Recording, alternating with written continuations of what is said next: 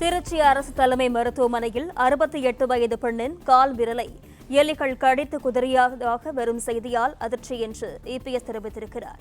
விவரங்களுடன் செய்தியாளர் பிரகாஷ் இணைப்பில் இருக்கிறார். வணக்கம் பிரகாஷ், விவரங்கள்.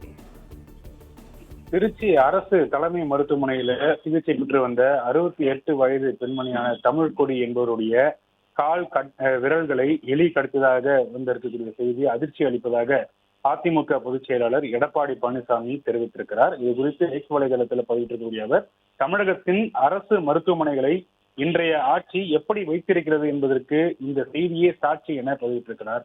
அரசை நம்பி சிகிச்சை பெற வந்த எலி கடித்து கால் விரல் இழந்திருக்கக்கூடிய இந்த பெண்ணிற்கு என்ன பதில் வைத்திருக்கிறது இன்றைய தாவேக பொய்க்கால் குதிரை அரசு என்று எடப்பாடி பழனிசாமி கேள்வி எழுப்பியிருக்கிறார். இப்படி மக்கள் திண்டாடி கொண்டிருக்க இந்த துறையினுடைய அமைச்சரோ ஜனநாயகன் படத்தின் முதல் காட்சி பார்த்து கொண்டாடி செல்ஃபி பதிவிட்டுக் கொண்டிருக்கிறார்.